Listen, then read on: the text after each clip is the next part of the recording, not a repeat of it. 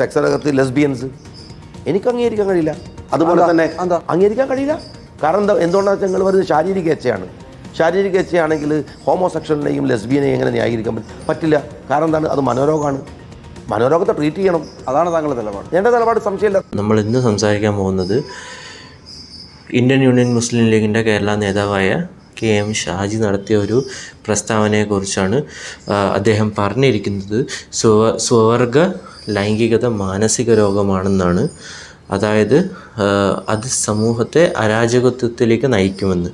അതായത് ഒരുപാട് പ്രശ്നങ്ങൾ സമൂഹത്തിലുണ്ടാക്കും. അതൊരു മെൻ്റൽ ഇൽനെസ് ആണെന്നാണ് പറഞ്ഞു വെക്കുന്നത്. ഈ LGBTQയിൽ ഈ ഗേ അല്ലെങ്കിൽ ലെസ്ബിയനെ ഇൻക്ലൂഡ് ചെയ്യരുത്. ഈ ലിംഗത്തിൻ്റെ പ്രശ്നമുള്ള ആൾക്കാരെ തീർത്തും അവർക്ക് ഹെൽപ്പും മെഡിക്കൽ സഹായവും നൽകണം. അവരത് അർഹിക്കുന്നു, റൈറ്റ്സാണ്. എന്നാൽ ഈ ഗേ അല്ലെങ്കിൽ ലെസ്ബിയൻ ആയിട്ടുള്ള ആൾക്കാരെ ഇതിലോട്ട് ഇൻക്ലൂഡ് ചെയ്യരുത്. അവർക്ക് വേണ്ടത് ശരിയായ ട്രീറ്റ്മെൻ്റ് ആണെന്നാണ് ആൾ പറഞ്ഞു വെക്കുന്നത്. ഓക്കെ, നമുക്ക് എന്താണ് അദ്ദേഹം പറഞ്ഞതെന്ന് കുറച്ചുകൂടി ഡീറ്റെയിൽ ആയിട്ട് നോക്കാം.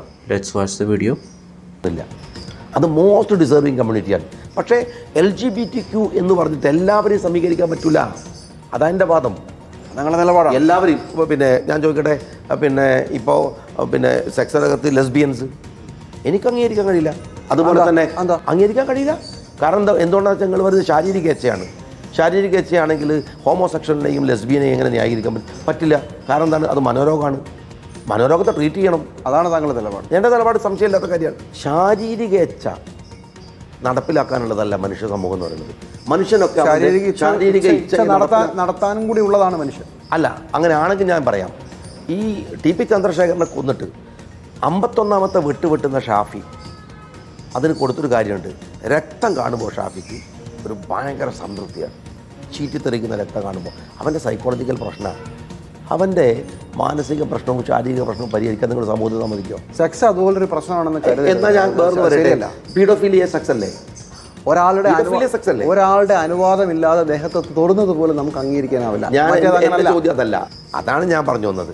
നിയമത്തെ അല്ലെങ്കിൽ ഈ രാജ്യത്തിലെ സോഷ്യൽ സിറ്റുവേഷനെ അപകടപ്പെടുത്തുന്ന കാര്യത്തെ അംഗീകരിച്ച് കൊടുക്കണം എന്ന് പറഞ്ഞാൽ നമ്മളെ സാമൂഹ്യ ക്രമം തകർന്നു പോവുക, അനാർക്കി ഉണ്ടാവും രാജ്യത്ത്.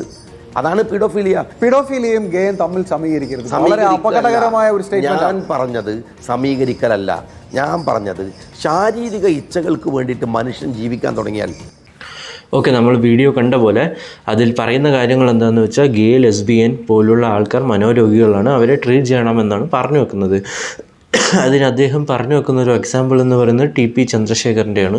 TP ചന്ദ്രശേഖരൻ്റെ മരണത്തിൽ കൊടുത്തിരിക്കുന്ന എക്സാമ്പിളിൽ, അതായത് കൊലപാതകിയായിട്ടുള്ള ഷാഫി 51 വെട്ടിക്കൊണ്ടാണ് ആളെ കൊലപാതകപ്പെടുത്തുന്നത്. അപ്പോൾ ആ ഒരു 51ാമത്തെ വെട്ടിൽ രക്തം തെറിക്കുമ്പോൾ, രക്തം ചീറ്റുമ്പോൾ ആൾക്ക് അത്രത്തോളം ഉന്മാദവും അത്രത്തോളം ആഹ്ലാദവും നല്ല ഫീലിങ്ങും ഉണ്ടായി. പക്ഷേ അതൊരു മാനസികമായിട്ടുള്ള ഒരു ഫീലിംഗ് ആണ്. അപ്പോൾ ഈ ഒരു ഗേ ലെസ്ബിയൻ ഹോമോസെക്ഷാലിറ്റിയും മാനസികമായിട്ടുള്ള ഒരു കാര്യമാണ്. അപ്പോൾ നിങ്ങളിപ്പോൾ ഹോമോസെക്ഷാലിറ്റീനെ സപ്പോർട്ട് ചെയ്യുന്ന പോലെ അതിനെ സപ്പോർട്ട് ചെയ്യുമോ എന്നുള്ളൊരു വളരെ വികൃതമായൊരു എക്സാമ്പിളാണ് ആൾ പറഞ്ഞു വെക്കുന്നത്. ഒരു തരത്തിലും രണ്ടുമായിട്ട് ഒരു കോമൺ ആയിട്ടുള്ള ഒരു ഫാക്ടറും ഇല്ല. ഒരാൾ ഒരു വയലൻസിനെ അല്ലെങ്കിൽ ക്രൈമിനെയാണ് ഇതുമായിട്ടൊരു കമ്പയർ ചെയ്യുന്നത്. അതായത് രണ്ട് വ്യക്തികൾ അവരുടെ പേഴ്സണൽ സ്പേസിൽ പ്രൈവസിയിൽ അവരുടെ ഡിസിഷൻ അവർ രണ്ടുപേരും ഡിസൈഡ് ചെയ്ത് ഏർപ്പെടുന്ന സെക്ഷൽ പ്രാക്ടീസിനെയാണ് ഈ ഒരു കൊലപാതകം, വേറൊരാളുടെ എല്ലാ ഫണ്ടമെൻ്റൽ റൈറ്റ്സും ഡിനൈ ചെയ്ത് അവരെ കൊലപ്പെടുത്തുന്ന ഒരു പ്രവൃത്തിയായിട്ട് ഇദ്ദേഹം താരതമ്യപ്പെടുത്തുന്നത്. പിന്നെ അടുത്ത കാര്യം പറയുന്നത് പീഡിയോഫീലിയനെ കുറിച്ചാണ്. അതായത് നമ്മൾ എതിർക്കുന്ന ഒരു കാര്യത്തെ തീർത്തും ചവിട്ടി താഴ്ത്താൻ വേണ്ടിയിട്ട് വേറെ റെലവൻ്റ് അല്ലാത്ത മോശപ്പെട്ട കാര്യങ്ങളും ഇതുമായിട്ട് കണക്ട് ചെയ്ത് സംസാരിക്കുക. ആദ്യം ഇപ്പോൾ കൊലപാതകത്തിൻ്റെ കാര്യം പറയുകയാണെങ്കിൽ ഇപ്പോൾ പറയുന്നത് പീഡോഫീലിയനെ കുറിച്ചാണ്. അതായത് പീഡോഫീലിയ എന്ന് പറയുന്നത് മനോരോഗമായിട്ട് ശാസ്ത്രം അല്ലെങ്കിൽ വൈദ്യശാസ്ത്രം ഇപ്പോൾ കാറ്റഗറൈസ് ചെയ്യുന്നുണ്ട്. അപ്പോൾ നിങ്ങൾ ഹോമോസെക്ഷുവാലിറ്റിയെ നോർമലൈസ് ചെയ്യുന്ന പോലെ പീഡോഫീലിയ അല്ലെങ്കിൽ പീഡോഫൈൽസിനെ നോർമലൈസ് ചെയ്യുമെന്നാണ് മറ്റൊരു വിചിത്രവാദം ഇദ്ദേഹം പറഞ്ഞു പോകുന്നത്.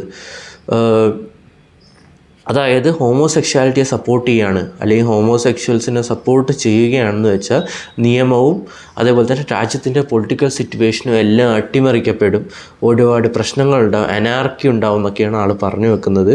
അതുപോലെ തന്നെ ഇത് വളരെയധികം അപകടമാണ്. അതുപോലെ തന്നെ ഇതിനെ തീർത്തും സപ്പോർട്ട് ചെയ്യാൻ കഴിയില്ല. അതുപോലെ തന്നെ ഇവർക്ക് ശാസ്ത്രീയമായിട്ടുള്ള ട്രീറ്റ്മെൻറ്റാണ് വേണമെന്ന് കൂടിയാണ് ഇദ്ദേഹം പറഞ്ഞു വെക്കുന്നത്. ആദ്യം തന്നെ പറയട്ടെ, ഈ പീഡോഫീലിയനെ കുറിച്ച് ഇദ്ദേഹം സംസാരിക്കുന്നുണ്ടല്ലോ. അതായത് മുസ്ലിം ലീഗിൻ്റെ തന്നെ ലീഡറായിട്ടുള്ള ഇദ്ദേഹം പീഡോഫീലിയനെ കുറിച്ച് സംസാരിക്കുമ്പോൾ സ്വന്തം മതത്തിലെ തന്നെ ചില റിലീജിയസ് ഫിഗേഴ്സിനെ കുറിച്ചൊക്കെ ആലോചിക്കുന്നത് നന്നായിരിക്കും. പീഡോഫീലിയനെ കുറിച്ചൊക്കെ ഇപ്പോൾ വാദോരാതെ സംസാരിക്കുന്ന ഇദ്ദേഹം സ്വന്തം മതത്തിലെ തന്നെ ചില ആൾക്കാരുടെ പീഡോഫീലിയ പ്രവർത്തനങ്ങളെക്കുറിച്ച് ചോദിച്ചാൽ മിണ്ടാതിരിക്കുകയായിരിക്കും ചെയ്യുക, അതിന് ഉത്തരം കാണില്ല. അപ്പോൾ അങ്ങനെ ഇപ്പോൾ വലിയ കാര്യങ്ങൾ എടുത്താൽ പൊങ്ങാത്ത കുറേ കാര്യങ്ങൾ പറയുകയാണെങ്കിൽ സ്വയം ആരാധിക്കുന്ന ഒരുപാട് ആൾക്കാരുടെ പേരും അല്ലെങ്കിൽ ആൾക്കാരെ തള്ളിപ്പറയേണ്ടതായിട്ട് വരും. അപ്പോൾ അതുകൂടി ഈ ഹോമോസെക്ഷുവാലിറ്റീനെ തരം താഴ്ത്താൻ അല്ലെങ്കിൽ ചവിട്ടിത്താഴ്ത്താൻ നോക്കുന്നവർ ആ ഒരു ആസ്പെക്റ്റ് കൂടി ഒന്ന് ചിന്തിച്ചാൽ നന്നായിരിക്കും. അതായത് സ്വന്തം ആരാധന പുരുഷനൊക്കെ എന്തൊക്കെയാണ് ചെയ്തിട്ടുള്ളത് ചരിത്രത്തിൽ നിന്ന്.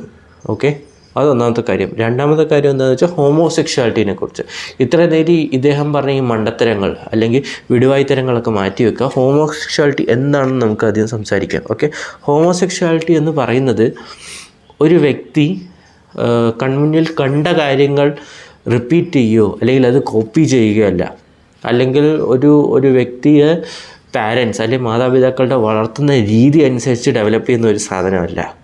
അല്ലെങ്കിൽ ജസ്റ്റ് പ്രഹസനത്തിന് വേണ്ടി അല്ലെങ്കിൽ ഒരു മനോരോഗമെന്നോ ഒന്നും പറയാൻ പറ്റില്ല. അതിന് വ്യക്തമായ കാരണങ്ങളുണ്ട്. ഫോർ എക്സാമ്പിൾ,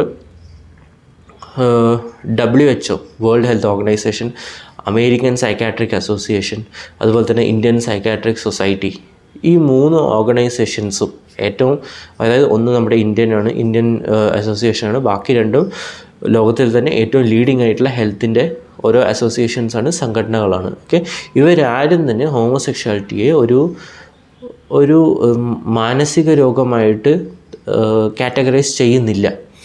പണ്ട് ദശാബ്ദങ്ങൾക്ക് മുമ്പ് അങ്ങനെ ഉണ്ടായിരുന്നു. അതായത് അമേരിക്കൻ സൈക്കാട്രിക് അസോസിയേഷൻ്റെ DSM, diagnostic and statistical manual of mental ഡിസോർഡേഴ്സിൽ പണ്ടത്തെ എഡിഷനുകളിൽ, പതിറ്റാണ്ടുകൾക്ക് മുമ്പുള്ള എഡിഷനിൽ ഹോമോസെക്ഷുവാലിറ്റി ഉണ്ടായിരുന്നു എന്നുള്ള സത്യമാണ്. പക്ഷേ അന്ന് എവിഡൻസ്, ഡാറ്റ എല്ലാം തന്നെ കുറവായിരുന്നു.